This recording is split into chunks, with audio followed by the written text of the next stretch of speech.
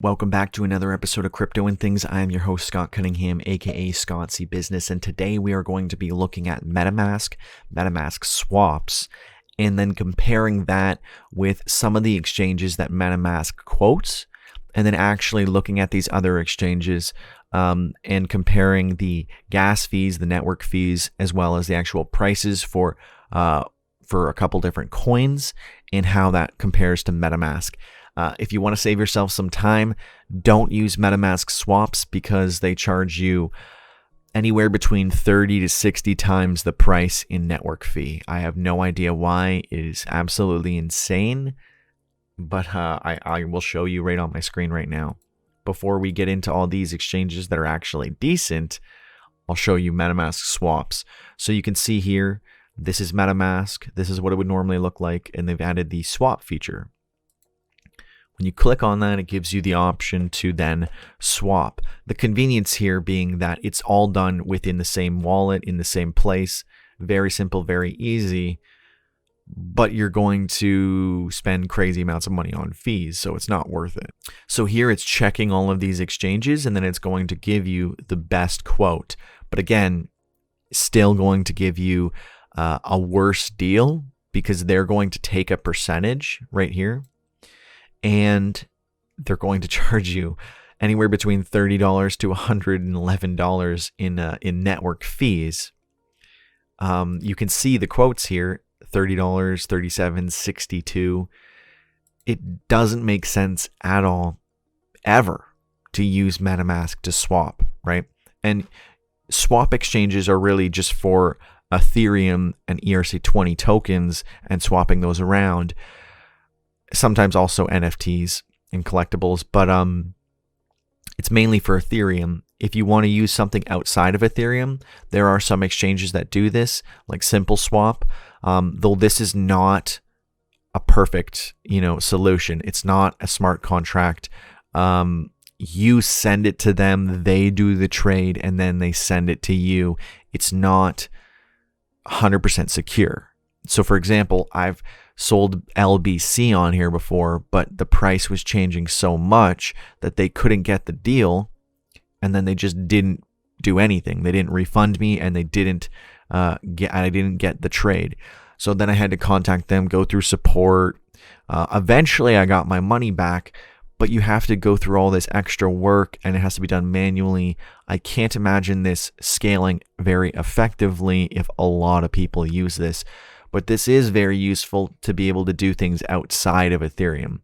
But for the most part, when we're talking about swap exchanges, we're talking about Ethereum and ERC20 based tokens. So the three ones that we want to look at are Uniswap, 1inch.exchange, and Kyber Network. These have provided me with sort of the low, medium, and high for different prices and different gas fees, and I think these kind of give the best range of those prices. So I did already go through and check all the different swap exchanges that it quotes here to find what the actual best prices were and the best gas prices. I've narrowed it down. Most of these are not that great, but the ones that we're going to look at now, these three, seem to be the best from what I've seen. I've used Uniswap almost exclusively. I've used Kyber in the past. But you could see here that it was 23.1. Right here it's 23.3. So you're getting more, and it was about $30 in fees.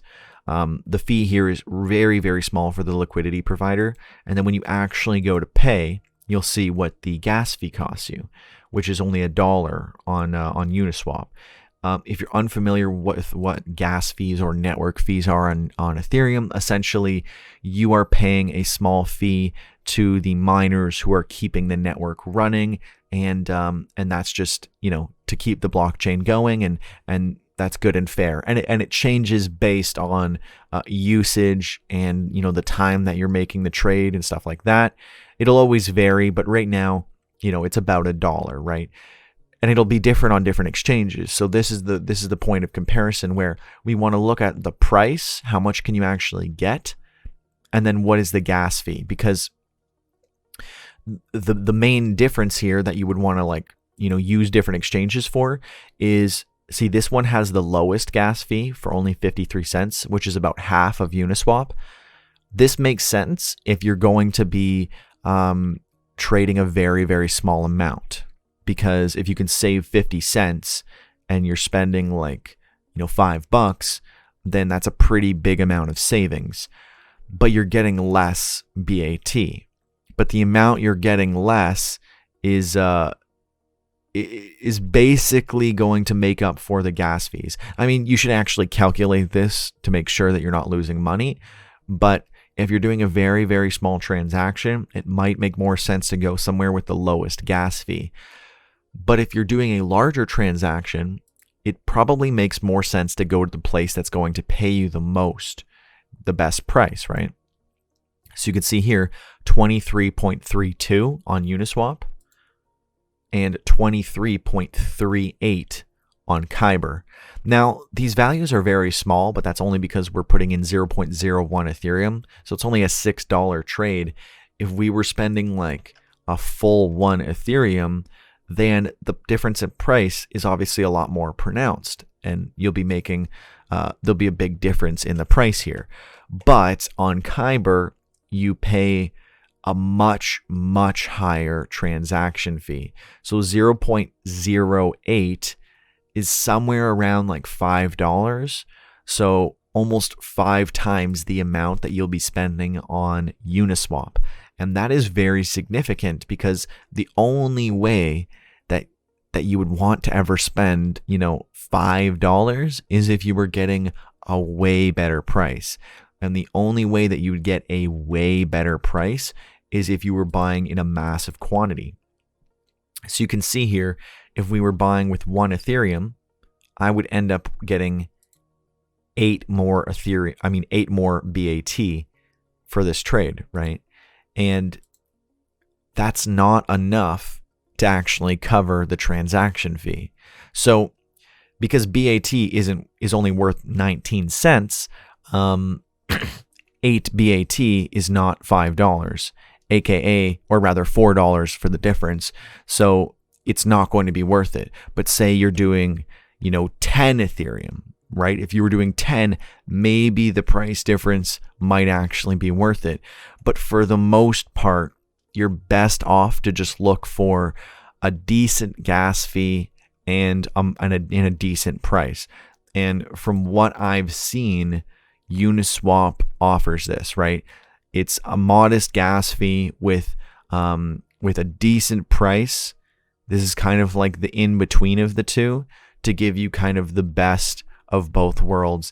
And maybe it might make more sense to use this based on the fees.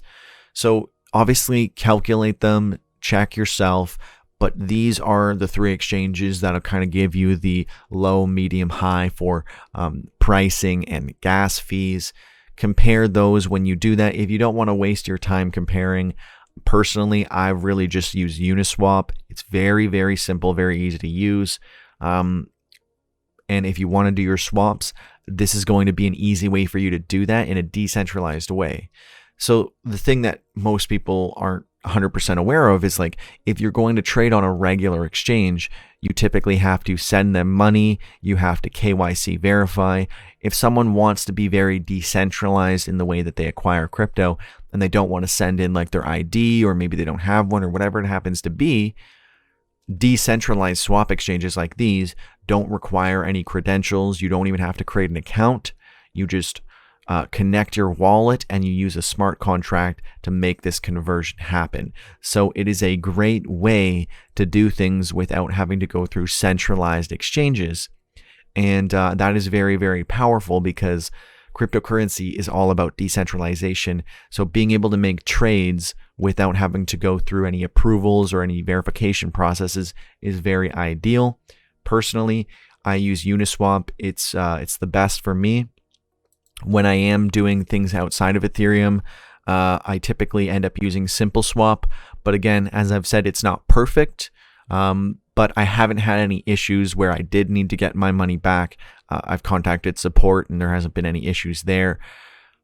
But I mean, you don't have to create an account on here either. You don't have to, verify or do anything like that. So that's also really, really ideal.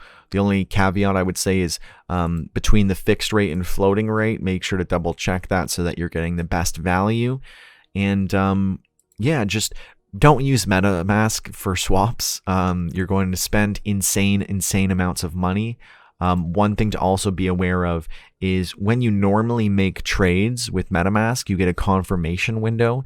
But when you're doing swaps, it doesn't give you a confirmation window. When you click swap, it just automatically makes the trade. So if you click this, your money is being spent. You're going to be out $30. So I do not recommend using this, and be aware of that, because normally when you click it, you get a confirmation window for almost anything else, as we saw like right here. It wouldn't go through until I confirmed this. Whereas for some reason with MetaMask, they kind of trick you and they don't give you a confirmation window. So definitely keep that in mind. Just use the exchanges that are best for you. Make sure to double check the different prices. I've only been using BAT in this example. There'll be different amounts based on liquidity provided and different things like that for different exchanges. So, it doesn't take you much time to just check these 3 exchanges. But again, if you want to save time, I just use Uniswap, and I've had no problems with it. And then if you're going to go and you want to trade BTC or something else, I use Simple Swap. Don't use MetaMask. So that's everything for me for today. Let me know, what are you guys using to trade your crypto on centralized exchanges, on swap exchanges? Also, one other thing, don't trade crypto on any fiat payment processor or stock exchange like Robinhood, Wealthsimple, PayPal. You cannot withdraw your funds. Very sketchy, infinitely worse than anything we looked at today. But yeah, don't use MetaMask either, because you're going to spend crazy amounts of fees. Hopefully this was informative. If you found it informative, make sure to share with other people so that they don't lose a ton of money paying for ridiculous swaps and crazy gas fees. Use what's best for you. I use Uniswap, but this is by no means an endorsement of Uniswap. Anyways, let me know what you guys are using in the comments below, and thanks for watching.